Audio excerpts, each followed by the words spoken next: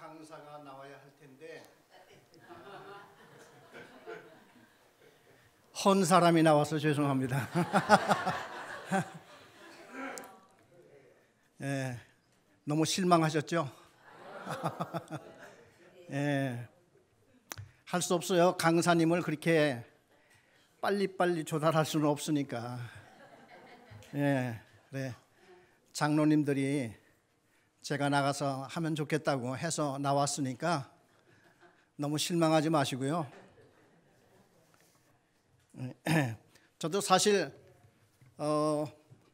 우리 주사랑 교회와 함께 오랫동안 신앙생활이나 아니면 목회생활을 해왔던 이런 사람이 아니고 한 2년 반 전에 이렇게 전혀 이렇게 서로 좀 다른 분위기에서 목회를 하다가 온 이런 목사이기 때문에 아마 저도 한 번쯤 간증을 이렇게 들어보는 것도 괜찮지 않을까 이렇게 해서 제가 이 자리에 서게 되지 않았나 하는 생각이 듭니다. 제가 30년 벌써 제가 이제 신학 공부를 하고 또 캐나다와 미국에 가서 공부를 할 때가 한 30년 전입니다. 제가 이제 30년 전에 그 캐나다와 미국에 가서 이제 신학 공부를 할 때에 전반적으로 그 당시에 무슨 분위기가 돌았는고 하니 교회의 성장, 어떻게 하면 교회가 성장하느냐 그런 분위기였었어요. 그래서 우리 교회가 늘 성장하지 못하고 있는 것은 이건 문제가 많다. 그래 우리 교회도 세상의 각 기업에서도 성장하지 못하는 기업이 있고 성장하는 기업이 있는데 성장하는 기업에 들어가서 또 그 성장하는 기업이 어떻게 성장을 하였나 하는 그 원리를 찾아서 우리 교회에서도 그걸 적용을 해야 된다 하는 분위기였었어요. 그래서 신학교에서 교회의 성장학이라고 해서 Church Growth, The Growing Church 이제 이런 내용으로 이런 주제로 신학 강의들이 많이 있었어요. 신학 교수들이 거기에 대한 책도 많이 내고 또 거기에 대한 강사들도 많이 초빙을 했고 했는데 그 당시에 유명했던 그 신학 교수들이 도널드 맥가브란이라고 하는 사람 있었었고 피터 웨그너, 또 피터 드러커, 로버트 슐러. 혹시 로버트 슐러 목사님 얘기 많이 들어왔죠? 그 수정교회라고 크리스탈 처치라고 해서 그 오렌지 카운티에 LA에 가면은 그 수정 유리로 이렇게 크게 지었던 로버트 슐러라고 하는 그 목사님이 계셨는데 그 목사님 그분 역시도 우리는 교회도 거룩한 비즈니스다. 그래 이 교회에서도 세상에 있는 그 성공하고 잘 되나가는 그 비즈니스에 가서 그분들이 어떻게 성공하였나 성경하는 원리를 우리 교회에서도 적용을 해서 교회도 성공을 부흥 발전을 해야 된다. 그게 바로 전도가 아니겠느냐 하는 열풍이 그때 이제 시작이 되었었습니다. 그래 이제 저 같은 사람도 야 이거 새로운 이러한 그 신학에서도 새로운 바람이 아니겠느냐. 그래서 30년 전에 제가 북미에 가서 그러한 공부를 접하기 시작했습니다. 그러니까 교회의 성장해야 된다. 이것이 바로 우리 교회가 앞으로 살아야 할 길이고 교회의 부흥과 성장이 이것만이 우리 세상을 점령할 수 있는 이러한 우리 앞으로 교회의 전망이 될 수가 있겠다 하는 이제 그러한 풍토가 막 시작될 때였었어요. 그래서 저도 뭐 열심히 배우고 해서 그 미국의 그 교회 성장학이라고 하는 것이 그 후에 한국에도 엄청나게 불었을 거예요. 그래 교회마다 성장해야 된다 막 해가지고 뭐 교회 성장이 엄청나게 막 이제 그동안 해왔던 그러한 이제 시절이 있었었죠. 그러다가 그것이 점차 이제 거품이 막 일기 시작했습니다. 교회 성장이 과하다 보니까 이제 뭐 어느 교회가 깨져서 그 교인들이 와르르 이쪽 오면은 이게 막 부흥이 되는 거예요, 이것도. 그러니까 뭐 깨지는 교회는 할 수 없어. 왜? 지 잘못이 많으니까. 그러니까 어쨌든 간에 큰 교회는 막 커지고 작은 교회는 막 그냥 교회 문을 닫을 지경이고, 이런 것이 그동안 많이 이제 우리 교회 내에서 또 각 신학교에서 아주 열심히 가르치던 그런 과정이었습니다. 그래서 저도 이제 그러한 과정을 거치면서 목회를 해왔고 이렇게 쭉 이제 하는데, 그러다 보니까 지금 이 교회 교인들이 옮겨서 이쪽으로 옮기고 이쪽 교인들이 저쪽으로 옮기고 하는 거는 엄밀히 말해서 이건 전도가 아니지 않습니까? 그렇죠? 이건 전도가 아니죠. 우리 예수를 믿지 않는 분들한테 가서 전도를 해서 그분들이 예수를 믿게 해서 진정으로 교회가 성장한다 그러면 이건 진정한 우리 교회 성장이라 볼 수 있고 전도라 볼 수가 있지만은, 이게 과하다 보니까 이제 뭐 그냥 옆에서 뭐 교회가 뭐 문제가 생기고 깨지고 그러면은 한쪽에서는 웃고 있는 거예요. 왜? 야, 우리 교회 조금 있으면 교인들이 몰려오겠네. 이런 풍토가 지금까지 이제 쭉 해왔던 이런 풍토였었는데, 그래 이제 많은 목회자들이 고민이 시작이 됐어요. 이거는 진정한 교회 부흥이 아니지 않느냐. 이게 진정한 이게 교회 전도가 아니지 않느냐. 그리고 우리가 교회 성장이나 교회의 부흥을 원한다고 할 것 같으면 성경에서 예수님으로부터 우리 그런 원리를 배워서 그게 우리 교회에 적용이 돼야지, 일반 기업이 잘 된다고 해서 그 기업에서 이런 원리를 배워서 교회에다 적용한다고 하는 것도 이게 애초부터 문제가 되는 게 아니냐 하는 많은 이런 어려움들과 그런 마음속에 고통이 있었단 말이죠. 그렇지만은 대책이 없는 게 그렇죠. 어떻게 하면 그러면 좋겠느냐. 그래서 많은 고민을 하고, 그래 저 같은 경우에도 교회 성장을 하기 위해서는 제자 훈련을 해야 되겠다. 그래 열심히 성경을 가르치고 또 이렇게 교회를 조직을 하고 이런 일을 열심히 해오고 그렇게 나름대로의 목회를 해왔다고 이제 생각을 합니다. 그렇지만은 마음속에 영 풀리지 않는 이런 응어리, 이런 것들이 많이 있었었는데, 그러다가 2009년도에 제가 이제 새로운 그 한국에서 옛날에는 이민들을 많이 왔어요, 미국에. 근데 지금은 이제 그 이민이 이제 한국이 잘 사는 나라가 됐으니까 더 이상 한국 사람들이 이민이 이제 미국으로 안 됩니다. 이제 역류 현상이 나는 거예요. 오히려 한국에 있는 분들이, 미국에 있는 분들이 한국으로 이제 오히려 가면 갔지 새로운 사람들이 별로 없고, 특별히 이제 유학생들은 그래도 많이 있으니까 이제 유학생들 중심의 어떤 목회도 하고 그렇게 했지만은, 그래 이제 저 같은 경우에는 뭐 이래서는 참 이 목회가 좀 힘들고 그러니까 내가 이제 나머지 생애를 이제 선교를 좀 해야 되겠다. 그래서 중국 선교로 이제 그 생각을 돌리고 미국에서 왔다 갔다 하고, 나중에는 중국을 너무 자주 간다고 하니까 이제 교회에서 문제가 돼서 교회에서 이제 사표도 내고, 그렇지만은 내가 이제 이 중국 선교에 올인해야 되겠다 하고 이렇게 했습니다. 근데 이 중국에 내가 올인할 만한 이유가 있었어요. 그 뭐냐 하면은 중국 한족들 그 농촌교회에 가니까 목회자가 없어요, 교회에. 그러다 보니까 그냥 아줌마들이 누가 나와서 설교하고 예배 인도하고 하는데, 이 교회를 얼마나 크게 졌는지 크게 짓고 자기들끼리도 잘하다. 목사가 없어요. 그러니까 그 아줌마들이 와서 이제 그 목회도 하고 하는데, 그분들을 제가 만나게 됐습니다.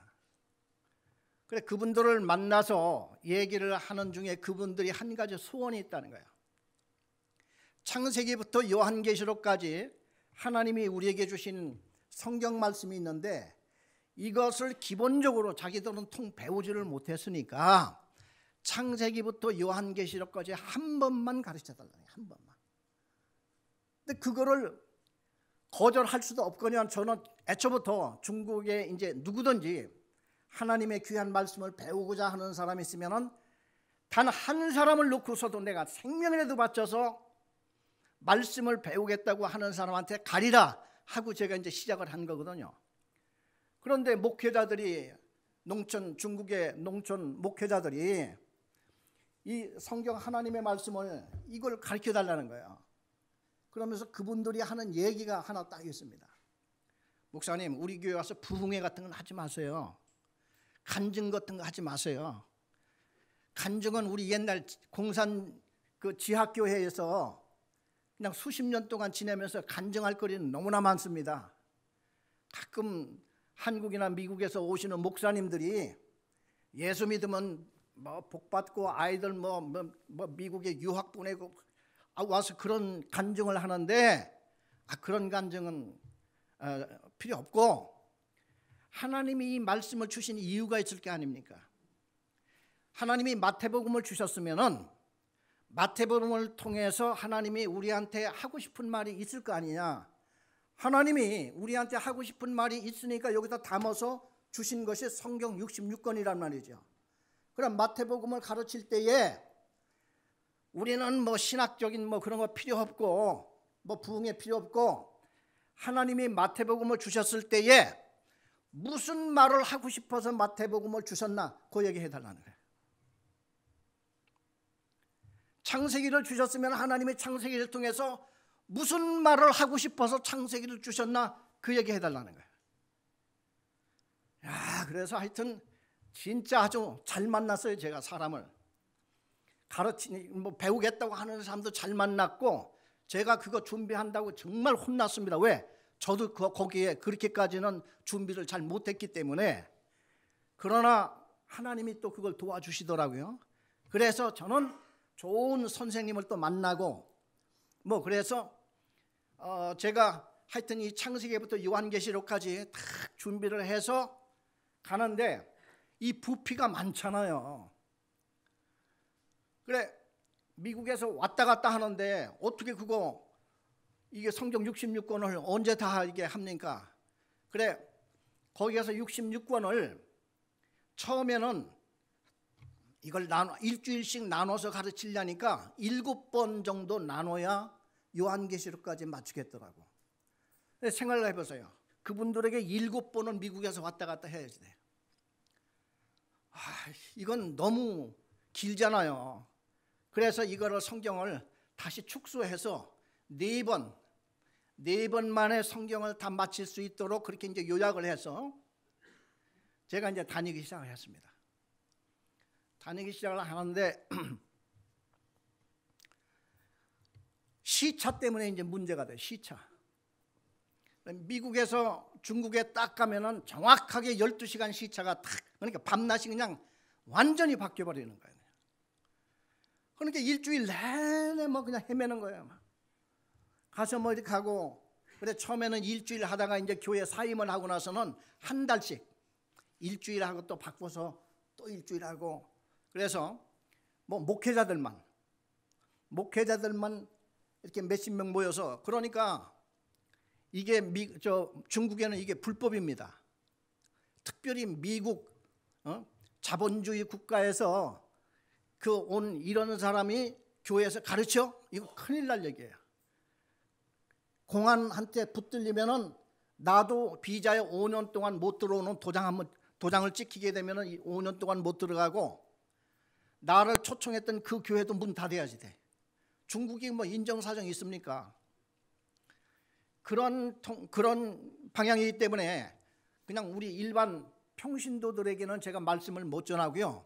목회자들만 아름아름 이렇게 서로 연락해가지고 한 30명 이렇게 모아놓고 교회 그냥 철문 딱 닫아놓고 그 안에 깊숙이 들어가서 어디 나가지도 못해.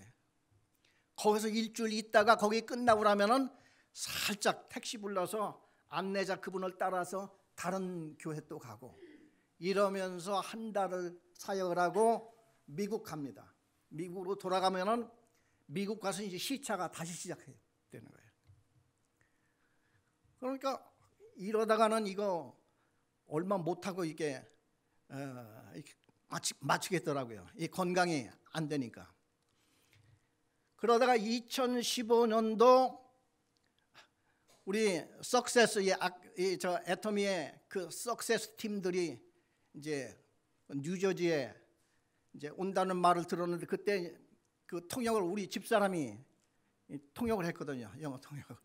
그래 이제 우리 집사람한테 얘기를 해서 우리 그 팀원들을 한번 거기에 팀 임원들을 좀 만나게 한번 해달라. 왜냐하면은 미국에서 왔다 갔다 하려니까 이거 얼마나 힘들어 죽겠어요. 병나게 생겼어 그냥 막. 그래서 뭐 지나가는 말로 그래서 우리 박 장로님하고 또 우리 윤 대표님 또 그 당시 이제 강재영 목사님 그 세 분들한테 제가 딱 같이 있을 때 얘기를 했습니다. 내가 중국 선교를 지금 하고 있는데 시차 때문에 내가 견딜 수가 없다. 그러니까 우리 저 지방교회 제일 작은 교회 좋으니까 그 교회에 날 좀 소개를 해 주시면은 내가 그 교회 목회를 하면서 내가 중국 선교를 하면은 너무 좋겠습니다. 저는 뭐 잘 될지 그 교회는 뭐 이 나이에 어느 교회를 새로 담임 목사로 간다는 게 여기 쉽습니까? 그래서 뭐 그냥 지나가는 말로 제가 이렇게 물었더니 그 자리에서 당장에 한국에 나오라고 막 그러는 거예요. 당장에 나오라고. 당장에 나가도 되겠습니까? 그랬더니 당장에 나오라는 거예요. 그래서 이제 뭐 설마 뭐 이분들이 그냥 뭐 뻥치겠어요? 그래서 이제 제가 이제 믿고 다 정리하고 그때 4월 말에 만나서 6월 달에 제가 왔습니다. 바로 6월 달에 와서 이제 저는 저 평택이나 어디 이제 가는 걸로 알고 그쪽으로 가겠다 보니까 이 교회 와서 인사도 좀 하고 그렇게 한 다음에 이제 가야 되지 않겠냐고 해서 이럭저럭 어떻게 하더니만은 이 교회 담임 목사를 하라는 겁니다. 그래가지고 저 미국에서 그 큰 교회 아니었었거든요. 플로리다 거기에서 많이 모이면 80명, 뭐 집회하면 한 100명, 안 그러면 한 60명, 뭐 이 정도 사이즈에서 이제 목회를 하고 이렇게 했는데 우리 이 교회는 다들 한 가닥씩 하시는 분들이 다 모여 있는 것 같아. 우리 뭐 회장님 이하 뭐 목사님들도 많다고 그러지. 뭐 그냥 뭐 한 가닥씩 한다고 하는 뭐 본부장인지 무슨 뭐 총장인지 뭐 말만 들어도 막 그냥 다리가 떨리는 이런 분들이 많다는 말을 들으면서 내가 여기 정말 여기서 진짜 목회하기 난 마음이 없습니다. 아무리 그래도 뭐 그냥 그래 책임질 건 하나도 없으니까 그냥 설교만 하라는 거야. 설교만. 그래 어떻게 해가지고 어쨌든 뭐 중국에 선교는 해야 되겠고 이제 그게 왔으니까 중국 선교 맘대로 하고 그래서 이제 제가 이제 울며 겨자 먹기식으로 여기서 이제 이렇게 하는데 저는 옛날 30년 전에 교회 성장 뭐 이런 등등 이렇게 그런 걸 이렇게 배워서 이렇게 이제 목회를 하는 사람이기 때문에 좀 이제 그런 것들이 아주 잠재의식적으로 남아 있지 않습니까? 남아 있고 이렇게 하는데 특별히 이번에 일터 선교에서 이제 이거를 이렇게 하신다는 거예요. 그 목사님 이렇게 초청. 처음에는 저도 일터 선교 얘기는 몇 번 이렇게 지나가는 말을 이렇게 듣고는 했지만은 실질적으로는 일터 선교가 이게 뭘까? 뭐 그냥 약간 뭐 그런 좀 생각은 나름대로 한번 일터에 가서 우리가 모범되게 직장생활 잘해서 전도도 열심히 해서 이게 뭐 일터 선교가 아니겠느냐 하는 정도로만 알고 있었었는데 우리 이제 정 목사님 또 그 임정택 대표 또 나영심 우리 권사님 세 분들이 와서 이렇게 할 때에 저희 근본이 좀 바뀌었어요. 패러다임이 좀 바뀌기 시작했습니다. 왜냐하면은 저도 이 목회를 하면서 늘 생각을 했던 게 뭐냐면은, 첫째 우리 교인들이 예수를 믿었으면은 변화를 받아야 하는데, 변화가 돼야 되는데, 변화가 이게 참 그리 뭐 저를 봐서도 그래요. 변화가 그렇게 쉽습니까? 참 힘든 이런 이제 어려운 문제가 또 있었었고, 또 한 가지는 내가 변하지 않는 이상 직장에 가서 무슨 전도를 어떻게 하겠어요? 대책이 없단 말이지. 이런 면에서 제가 이제 특별히 이번에 이제 오시는 그 목사님들, 제가 사실 잘 몰랐어요. 이분들이 누군지 잘 몰랐고, 그런데 이제 오신다고 하면서 첫날 제가 우리 정 목사님, 정홍중 목사님의 이제 이 말씀을 들으면서 깜짝 놀랐어요. 야, 지금 우리 신학 분야에서 새로운 개척 분야구나 이게. 옛날에는 내가 30년 전에 교회 성장학이라고 하는 이거에 그냥 막 열기가 뭐 대단해가지고 엄청났었거든요. 그 당시에 뭐 처치 그로스 뭐 그로잉 처치 뭐 해가면서 엄청나게 이걸 이런 속에서 이렇게 헤매고 오다가, 이번에 이제 일터 선교라고 하는 비즈니스 미션이라고 하는 이제 이 면을 이렇게 이제 들으면서 첫날 다윗 이야기를 이렇게 하셨단 말이죠. 저도 이제 그건 알거든요. 다윗에 대한 설교는 얼마나 많이 했게요. 그래 이제 이 다윗이 성공을 한 계기가 사울 왕한테 픽업을 받은 거고, 또 한 가지는 골리앗을 쳐 죽인 것이 다윗은 획기적인 그 이제 세상 말로 하면 출세의 이제 시발점이 됐다고 볼 수가 있지 않습니까? 그런데 다윗이 골리앗을 쳐 죽인 것은 저는 지금까지 설교를 믿음이 좋았기 때문에, 하나님을 철저히 믿었기 때문에, 하나님이 도와주시니까 뭐 만사형통이죠. 하나님이 도와주신다고 하면은 뭐 다른 말이 더 할 필요가 있겠어요. 그냥 믿습니다, 주여. 그래 다윗 역시도 하나님이 도와주시고 하나님이 사랑하시고 하나님이 이끄시는 이러한 사람이었으니까 골리앗 죽였지 이렇게 했는데, 골리앗이 전문성이 없었으면 과연 되겠느냐 하는 말부터 이제 귀가 그냥 번쩍 뜨이는 거예요. 무슨 전문성? 다윗이 전문성이 있었습니까? 그런데 물맷돌은 두 번째가 라면 서러워할 만큼 다윗에게는 전문성이 있었다는 거죠. 그러니까 제가 마음속에 의문이 있었었는데, 어떻게 곰과 사자를 이겨 사람이? 성경에 있으니까 그냥 믿어야죠. 그런데 물맷돌하고 연관을 시키니까 이해가 가는 거야. 우리 그 속리산에 가보면은 물맷돌 지난번에 전시해 놓은 거 보셨습니까? 예, 우리 그 장로님이 물맷돌을 이렇게 전시해 놨는데 돌이 주먹만 하더라고, 야구공만 하더라고. 그걸로 그냥 정통으로 한번 맞으면은 곰이고 사자고 기절하게 생겼더라고. 뭐 기절한 사자 가서 뭐 죽이는 건 그건 쉽잖아요. 다윗이 그만한 실력이 있었다는 거죠.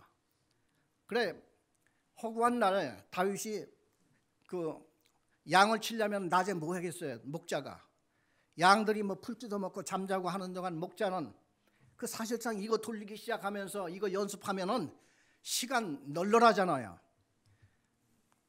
저 나무에다가 무슨 뭐 관역 하나 만들어 놓고 이거 그냥 하루 종일 던지고 매일 같이 하고 1년 하고 몇 년씩 하면은 전문가가 되지 않습니까? 다윗이 그만한 자신력이 있고 하나님이 나와 함께 하신다는 약속이 있고 하다 보니까 이 두 가지 중대한 마음속에 무기가 있었던 거예요, 다윗에게는. 그래서 골리앗을 딱 봤을 때 하나님을 믿는 믿음만이 아니라 자기의 나름대로의 그 전문성을 딱 생각을 하면서 나가서 돌 하나만 가지고 자신이 있을 것 같은데 혹시나 싶어서 5개 모았다는 거 아닙니까? 성경에 보니까 그 물맷돌 돌 5개 모았다고 그랬거든요. 근데 왜냐하면 한 방에 안 되면 두 번째를 또 해야 될 거 아니겠어요? 그래 다윗 역시도 이 물맷돌에 상당한 이런 비중을 두었다는 얘기겠죠. 이게 우리 일터선교 비즈니스 우리 미션에 있어서 참 중요한 저 나름대로의 이렇게 빛이 반짝했어요. 지금까지 나는 오직 믿음만 찾았는데 그게 아니고 이 전문성은 꼭 필요하겠구나. 그것이 약했던 거야. 그래서 저는 이제 거기에서 상당히 감명을 받고 내가 옛날에 왜 이렇게 공부를 못했었던가. 믿음만 좋았던 거예요. 그냥 학교 다니면서 믿음이 좋다 보니까 남들은 밤새워 공부하는 동안 나는 일찍 불 끄고 잤어요. 왜? 믿음이 좋으니까. 믿음 없는 것들이나 저 밤새워 공부하지. 천지를 지으시고 인간을 지으신 학자의 혀를 이사야에게 주셨던 그 하나님께서 왜 내가 내일 시험 볼 때 왜 지혜를 안 주시겠어요? 주님, 저는 믿습니다. 그러고 갔죠. 시험지를 받으면 보면은 40점. 그래 놓고 시험지를 이렇게 바라보면서 아직도 내가 죄가 많구나. 그러면서 내가 무엇이 잘못된지를 모르는 거예요. 그 당시 풍토였습니다. 그래서 저는 지금까지 목회를 하면서도 그런 믿음을 가지고 한 거나 마찬가지예요. 그래서 일터 선교에서 우리가 하나 잘 알아야 될 것은 일터에 가서 전문성이 있어야 되겠구나. 우리 공부하는 학생들한테 주여 믿습니다만 가르칠 게 아니라 이 학생들이 너희들이 학교에 가서 공부를 잘할 수 있도록 어떻게 하면 되겠느냐, 그걸 놓고 기도하자 해야 할 필요성이 있겠더라고요. 그래 학생들을 모아놓고 너희들이 학교에 가서 전도를 잘하고 예수 믿는 자의 도리를 잘하려면 공부를 잘해야지. 공부를 잘하면서 교회를 나간다고 성경책을 끼고 주일날 교회를 나갈 때에 다른 아이들이 보고 너를 믿고 너를 다시 한번 생각하게 되지. 공부는 진짜 찌질이도 못하고 그냥 이러면서 주여 믿습니다고 주일날 성경책 끼고 교회를 간다고 그러면 너희 친구들이 어떻게 보겠느냐 할 말이 이제 생기더라고. 그러는 동안에 제 인생은 다 가고, 그렇지만도 제가 이제 여기 가서 이걸 조금씩 이제 알게 돼요. 그래서 이제 두 번째 우리 정 목사님께서 이제 한 그거에 내가 그냥 있어서는 안 되겠다. 이것을 요약을 해서 내가 카톡방에 좀 띄워야 되겠다. 그래서 그때부터 내가 이제 다시 들었어요. 다시 듣고 카톡방에 띄웠는데 두 번째 들은 그거를 한번 제가 여기서 좀 읽어드릴게요.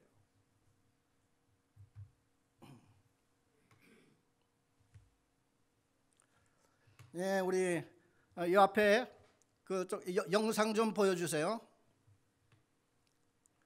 영상 이게 잘 안 돼?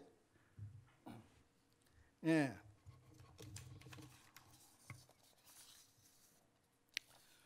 제가 여기서 하는 동안에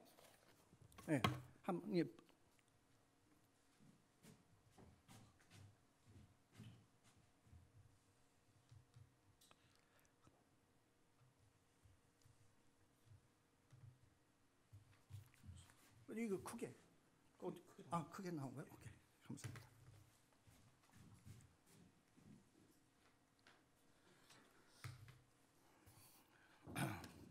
저는 이걸 여러분들은 보시면서 제가 그 두 번째 카톡방에 제가 두 번째 목사님이 그 말씀하신 것을 요약한 것을 제가 그대로 읽어드리겠습니다.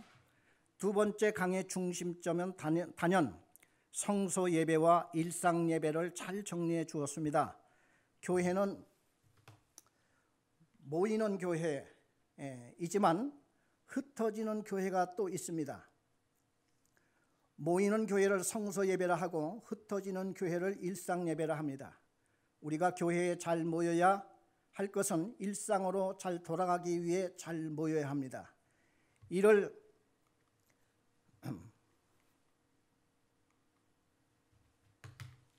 왜 더 이상 안 넘어가?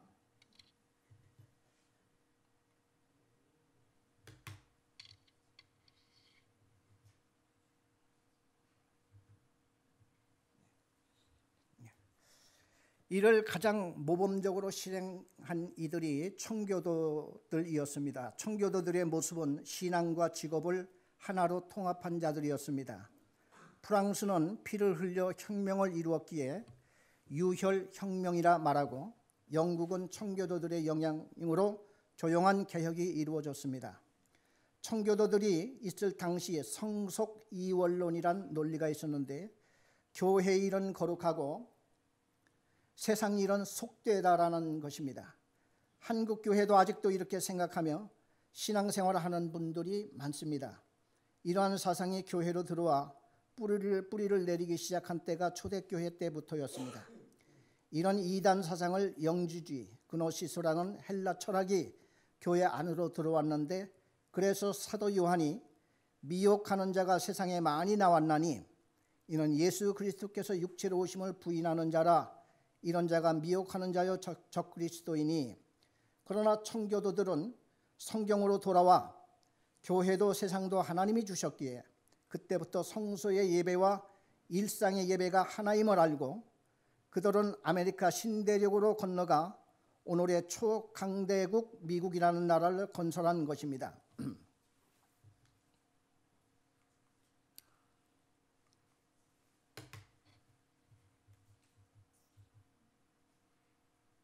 그러니까 이 청교도들은 교회도 하나님이 주셨고 세상도 하나님이 주셨다. 성속이원론이라고 하는 것은 교회는 거룩하고 세상 일은 속되다. 그런 그 당시 청교도들이 살던 시절에도 그러한 보통 그러한 개념들이 있었단 말이죠. 교회 일은 거룩해. 이게 하나님의 일이야. 그래, 하나님의 일을 하려면은 목회자가 돼야지 되고, 또 전도사가 돼야지 되고, 선교사가 돼야지 되고, 이게 이제 하나님의 일이고, 세상 일은 돈 버는 일이고, 이건 속하다 이거예요. 성속이원론이라는 것이 있는데, 청교도들이 이 개념을 깨기 시작한 거야. 왜? 세상도 하나님이 지으셨다. 교회만 하나님이 지으셨냐? 세상도 하나님이 지으셨다. 이래서 청교도들이, 그래, 이 미국에서는요, 그 특별히 침례교에서는 목사도 성직자이지만은 거기는 장로는 없습니다. 거기는 안수집사, 디컨, 남침례 교단에서는 안수집사만 있었는데 이 안수집사도 성직자예요. 목사는 풀타임으로 교회에서 일하는 이런 하나님의 종이었고, 안수집사는 세상에 나가서 열심히 돈을 벌면서 하나님의 일을 같이 하는 거예요. 그래서 그 미국 침례 교단에서는 교단에서 목사 안수를 주지 않고 개교회에서 목사 안수를 줘요. 어느 청년이 지금 하나님 앞에 어떤 콜링, 사명을 받았어요. 그러면은 그 청년이 진짜 사명을 받았는지 안 받았는지는 그 교회 담임 목사가 제일 잘 안다. 이렇게 믿고 교단에서 그런 사람을 이렇게 목사 안수를 주는 게 아니라 담임 목사가 그 청년에게 목사 안수를 주어라. 그래서 이 담임 목사는 자기 혼자 그 청년에게 안수를 해서 세우는 게 아니라 디컨, 그 안수 집사님들을 다 같이 와서 같이 그분들이 손 얹고 목사 안수를 그렇게 이렇게 합니다. 또 안수 집사 임직할 때도 역시 같이 모여서 이렇게 안수 기도를 같이 이렇게 합니다. 그래, 같은 성직자를 이렇게 보는 거예요. 그래, 이 청교도들에 의해서 그게 이제 시작이 된 것이죠. 그래서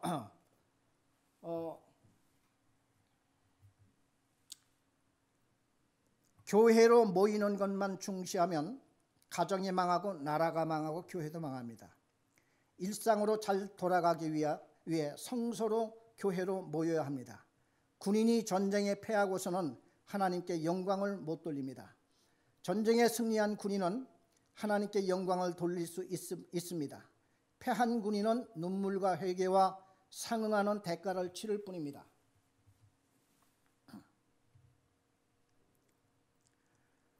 여호수아와 갈렙은 성직자가 아니었습니다. 그들은 다 군인이었습니다. 성소 예배는 일상 예배를 위한 산소와 같습니다. 성소 예배는 일상 예배를 돕는 일을 하게 됩니다. 오늘도 선한 목자 되신 주님과 동행하는 하루가 되시기를 빕니다. 샬롬. 이게 제가 두 번째 제가 말씀을 듣고 그리고 제가 요약을 해서 올린 이런 요약 글입니다. 그런데 제가 이제 이거를 이렇게 쓰면서 완전히 제 이제 기본 틀이 이제 많이 이제 변했어요. 우리가 그동안에는 성소 예배만 그냥 주력을 해왔던 저희 마인드가 있다는 사실을 알았습니다. 그냥 열심히 교회만 부흥시키고 그게 내가 30년 전에 유학을 가서 공부했던 그 잔재가 지금도 많이 남아있구나. 이제 이런 걸 알면서 이제는 정말 우리 교회는 우리 직장에 나가는 사람들이 와서 충전하는 곳이야. 은혜를 받고 여기서 이분들이 받은 은혜를 갖고 이제 나가서 직장에 가서 일을 하는데 그동안 믿음만 갖고 나가라 이렇게 전원 목사로서 가르치고 훈련시키고 했던 사람이 이제는 전문성이 빛나야 된다 하는 거로 제가 이제 바뀌기 시작한 거야. 전문성이 없이는 어떻게 우리 직장에 나가서 그분들 소위 군인이 전쟁에 가서 패하는 군인이 무슨 할 말이 있겠어요. 무슨 하나님께 영광을 돌리겠어. 그러나 이 군인이 나가서 하나님께 영광 돌리면 전쟁에 나가서 이겨야죠. 성경에 전쟁이 없습니까? 그래서 제 마음에 이제 틀이 영역이 하나, 두 기둥 중에서 한 기둥밖에 없었는데 기둥 두 개가 완고히 서야 되겠다 하는 이 마인드로 제가 바뀐 겁니다. 그래서 그러면은 이제 그건 알겠는데 그러면서 임정택 우리 이 젊은 친구가 와서 제가 그 간증 얘기를 하는 거를 듣고 또 깜짝 놀란 게 뭐냐면 교회 일은 우리가 정말 주님의 음성을 듣고 하나님께 기도하면서 하나님의 인도함을 받으면서 교회는 이렇게 부흥을 시키고 이끌어 이 목회를 해야지 진정한 목회자가 된다 하는 것만 알았지. 회사를 가서 이제 세상에 나가서 사업을 하고 장사를 하고 비즈니스를 시작하는 사람이 주님께 기도하여 주님의 응답을 받고 주님의 인도함을 받으면서 하루하루 비즈니스를 해나간다고 하는 것은 미처 생각을 못했는데 임정택 친구 이 형제가 와서 더군다나 정신 환자들은 옛날에는 다 미쳤다는 그런 걸로 그냥 이렇게 몰았잖아요. 미친 사람. 그런데 요즘에는 그 머릿속에서 호르몬이 약간 잘못되면 그런 현상이 나는데 약을 먹으면 감기가 났듯이 열이 떨어지듯이 낫는 게 정신병자라는 이거예요. 그러면서 이분이 실질적으로 그런 분들을 중심으로 해서 카페를 열었다고 하는 건 깜짝 놀랄 일 아니겠어요? 이거는 하나하나 리얼하게 간증을 했잖아요. 제가 그 얘기를 보면서 이제는 세상에서 우리가 모든 어떤 할 일도 주님의 인도함을 받아서 할 수 있구나, 해야 되는구나 하는 것을 제가 많이 알게 됐고요. 그러면서 이제 지난번에 그 나영심 권사님이 오셔서 내가 뭐라고 그랬습니다.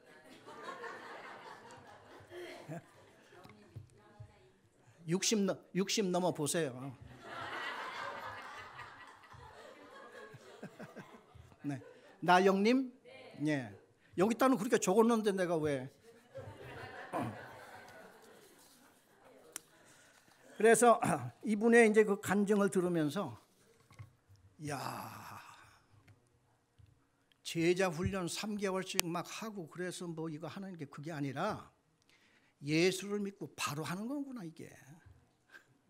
그리고 전도하는 게 이게 어려운 게 아니라 정말 이게 쉬운 거구나. 제가 이제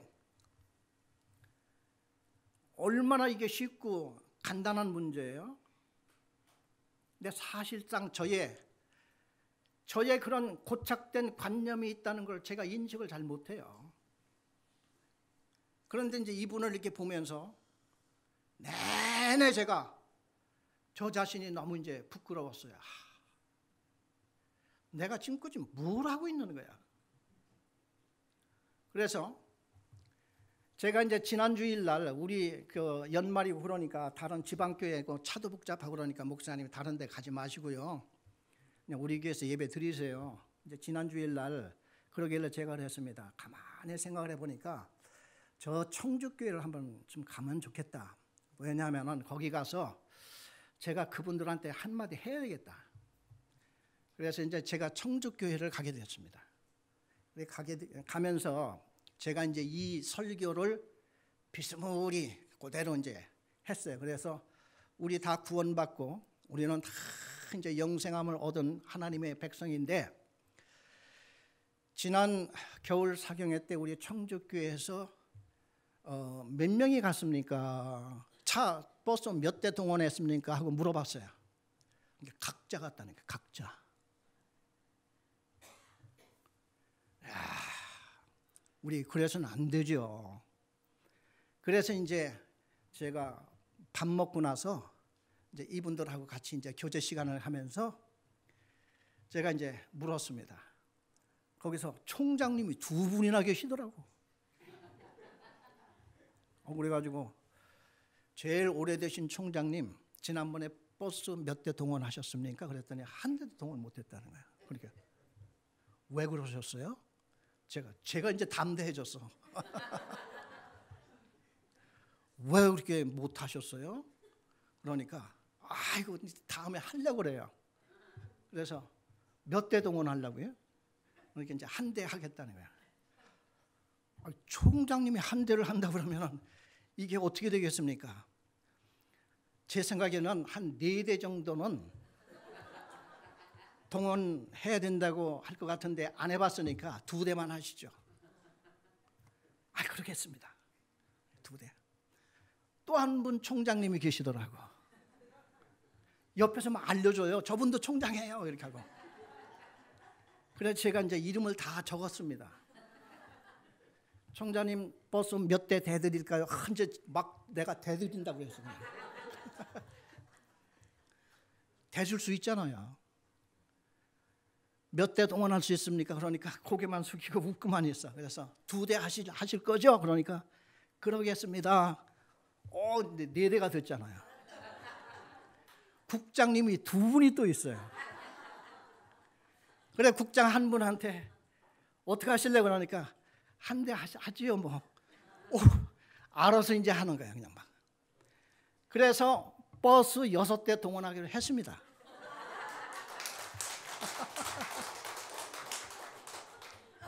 그래서 제가 청주에 가서 그 말을 하고 싶었었거든요. 가니까 되더라고. 내가 직접 전도는 못하지만은 내가 가서 이 목사야 할 일이 뭐겠어요. 그래서 이제 조금씩 제가 우리 정 목사님 또 임정택 우리 대표 나권사님한테 내 마음속에 롤 모델이 된 거예요. 그래서 제가 지금 내 일할 연한이 얼마나 남았겠습니까? 요 남은 기한 동안에 됐습니다. 제가 가서 그냥 이거 하려고요. 제가 기록 한번 내려고 그래. 오늘 여기 천장로님이 계시면 내가 다음 사경회 때 10,000명 오면 어떻게 할 겁니까? 꿈도 못 꿔요. 물어보려고 했었어요. 그런데 이상하게 알고서 어디로 가셨네. 10,000명이 아니지만은 앞으로 우리 센터가 1,000개가 넘는다며요. 그러니 그 1,000명에서 10명씩만 해도 10,000명 되는 거 아니에요? 그래서 정말 여기는 고기반 물반 있는 곳이로구나. 여기에서 앞으로 내가 그저 옛날 거기에 고정관념에서 빨리 내가 깨트려서 헤어나와서 할 수 있는 것을 지금 하자. 이런 것을 제가 이번에 알았습니다. 그래서 이번에 우리 비즈니스 인 미션 일터 선교 이거를 보면서 그동안에는 왜 이런 것이 그동안 안 들렸지? 제가 그래 아까 정 목사님하고 식사를 하면서 일터 선교가 이게 시작된 지 얼마나 됐습니까? 그러니까 뭐 다른 사람들 이야기 때문에 더 이상 얘기는 이게 못 들었습니다만도 제가 이걸 들은 지 얼마 안 되기 때문에 이게 새로운 시작인 것 같아요. 왜냐하면은 아직도 많은 교회에서는 교회 일은 거룩하고 세상 일은 속되다 하는 어떤 고정관념이 지금도 있는 것 같아요. 그러니까 이분이 정 목사님이나 이제 이 세 분의 우리 초청 강사님들의 그 인기가 지금 하늘을 찌르는 것 같아요. 내가 가만히 보니까 우리 이 분야에서. 왜냐하면 처음 듣는 얘기니까. 이제 처음. 그럼 왜 처음 들었겠어요? 뭐 이거 이제 듣고 이렇게 한 분들은 많이 있을런지는 모르겠지만 여하튼간에 우리는 하여튼 처음 접하는 거잖아요. 저를 비롯해서. 그래 저는 실질적인 많은 것을 제가 알았어요. 그런데 여러분 많이 배웠다고 한다면 목사든지 뭐 그게 지금 문제가 아니라 실질적으로 이론적으로 또 합리적으로 그 이해할 만한 것이 되느냐 하는 것을 우리는 들이댈 때에 할 말이 없는 거야.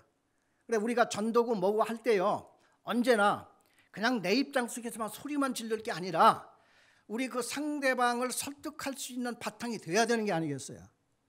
이게 바로 이제 우리가 공부를 해야 되는 이유고 많이 들어야 할 이유인데 많이 들어도 이게 꿰지 않으면 이게 이론적으로 전개가 나가지 않으면 잘 이게 안 돼요. 그래서 이제 저는 그래도 나름대로 이제 목회자이고 이렇게 하다 보니까 들으면은 그게 대충 잡혀요. 아, 나의 부족했던 면과 앞으로 해야 될 일 이런 것들이 대략 이렇게 잡히는 겁니다.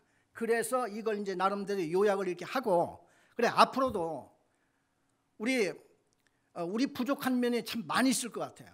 그리고 또 이런 분야에 일하시는 목사님들과 성도님들이 많이 계실 것 같아요. 그래 앞으로 이런 분들을 우리 윤 목사님께서는 많이 발굴을 좀 하시고 많이 정보를 얻으셔서 초청을 많이 좀 하시면은 좀 많은 변화가 오고 많은 깨달음이 있을 것 같습니다. 이게 얼마나 현실적이고 우리 교회 그냥 믿음만 있으면은 뭐 다 되는 것 마냥 우리가 지금까지 해왔잖아요. 제가 그렇게 했듯이. 그런데 이 세상은 비웃고 있잖아요. 근데 왜 우리는 그 이유를 모르잖아요. 모르니까. 아무리 성령 충만 받아도요. 누구한테 배우지 않으면 영역이 좁을 수밖에 없더라고요. 이제 그런 것도 우리가 많이 알아야 됩니다. 이 성경에 보면은 성령께서는 우리가 알지 못하는 걸 깨닫게 해주시고 하는데 영적인 많은 그런 일들을 물론 깨닫게 해주시고 하지만은 아울러 인간을 통해서 하나님의 종들을 통해서 깨우침을 받는 이것이 엄청나더라고요. 그래서 제가 오늘 성경 말씀 한 구절을 말씀드리고 마치려고 합니다. 우리 사도행전 22장을 가보겠습니다. 우리 영상팀에서 사도행전 22장 말씀 좀 한번 띄워주실 수 있겠습니까? 사도행전 22장 8절.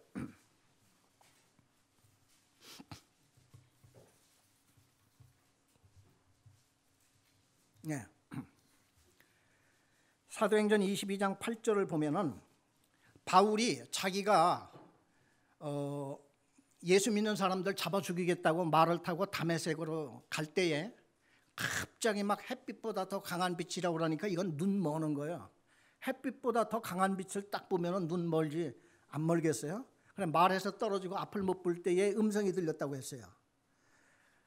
그래서 그때 음성이 들리기를 사울아 사울아 왜 내가 나를 핍박하느냐 이 음성이 들리는 거야. 왜 박해하느냐. 그러니까 바울이 물었습니다. 그때 사도행전 22장 8절에 보니까 내가 대답하되 주님 누구시니이까 하니 이르시되 나는 네가 박해하는 나사렛 예수라 하시니라. 그러니까 우리가 믿는 믿음의 대상 예수님의 그 정체성 예수님 후아유 당신이 누구이십니까 도대체. 이거는 우리가 분명히 알아야 됩니다. 우리 믿음이 좋다고 이렇게 하지만은 당신은 누구를 믿습니까? 이렇게 했을 때 구약 성경에서 약속하신 하나님이 약속하신 구원자. 그래서 이걸 우리는 메시아라고 하고 메시아를 헬라말로 번역을 하면은 그리스도입니다. 그러니까 내가 믿는 그 예수는 누구냐? 구약 성경에서 하나님이 우리를 구원하시려고 보내주시겠다고 약속한 그 메시아 그리스도이십니다. 그 정도를 우리가 알고 있어야지 돼. 그걸 이해하지 못한다 그러면 오늘 좀 더 여러분은 노력을 해서 그 구약 성경에 하나님께서 약속하신 메시아 그리스도, 그 바울은 그 사람이 나타났음에도 불구하고 그 사람을 잡아 죽이고 핍박했던 거예요. 이게 하나님을 오히려 잘 믿는 거라고 생각을 했어요. 왜냐하면 우상으로 생각했어요. 그리스도 메시아를. 성경에는 우상을 섬기지 말라고 했고 만들지도 말라고 했는데 인간으로서 어떻게 하나님이라고 할 수 있고 하나님의 아들? 근데 구약 성경에 하나님이 약속하신 하나님이 보내주시겠다고 하는 그 메시아, 이거를 예수를 보고서 그걸 모르는 거예요. 그럴 때 공중에서 예수님이 나타나서 물은 거예요. 사울아 사울아 왜 네가 나를 박해하느냐? 주여 당신이 누구입니까? 나는 네가 박해하는 예수라. 이거는 꿈도 아닌 거고 실지생시에서 이제 이렇게 했는데 바울이 그때 눈은 감고 두 번째 물은 게 나옵니다. 우리 10절 보겠습니다. 사도행전 22장 10절. 내가 이르되 주님 무엇을 하리이까? 주께서 이르시되 일어나 다메섹으로 들어가라. 네가 해야 할 모든 것을 거기에서 누가 이루리라. 그러니까 바울의 두 번째 질문이 주님 무엇을 하리이까? 지금까지 우리는 이러한 질문을 지금 못 해오는 거예요. 바울은 주님 당신이 누구십니까? 난 네가 박해하는 예수다. 그럼 주님 내가 지금 무엇을 하리이까? 내가 사람 하나 소개해 줄게. 글로 가. 그거거든요. 자, 하나님께서는 우리의 성경 말씀으로 우리에게 지시도 하시지만은 때로는 하나님께서는 하나님의 종을 붙여줍니다. 아나니아라고 하는 사람을 만났는데 아나니아가 기도를 해주고 그리고 앞으로 해야 할 일을 얘기를 해주는 거예요. 그리고 아나니아가 하는 말이 예수를 당신이 지금 믿는다고 하면 당장 침례를 받고 죄사함을 얻으시오. 그러니까 바울이 그 자리에서 나는 죄인입니다 하고 침례를 받았어요. 그리고 나서는 바울이 사도들이 모인 예루살렘으로 내려갑니다. 예루살렘으로 가서 그들과 함께 교제를 하려고 할 때에 어느 날 갑자기 기도하는 순간에 황홀해지면서 그 예수님의 음성이 다시 들렸어요. 그 말씀을 보겠습니다. 사도행전 22장 17절 17절에서 21절까지 보겠습니다. 후에 내가 예루살렘으로 돌아와서 성전에서 기도할 때에 황홀한 중에 봄에 주께서 내게 말씀하시되 속히 예루살렘에서 나가라.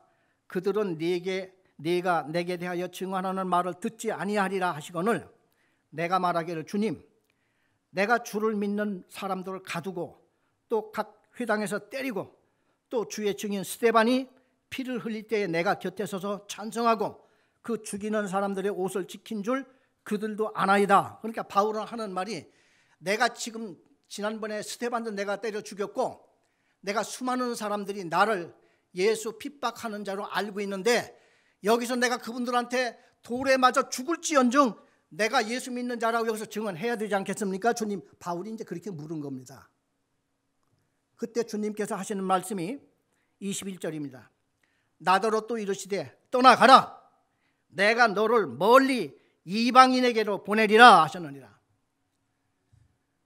예수님은 강력하게 그만 잔소리 내 생각 집어치우고 예루살렘에서 내가 그동안 핍박하고 죽이고 이런 사람들한테 네가 나타나서 뭐 증거하고 하는 것도 좋지만은 너는 그런 그릇이 아니야.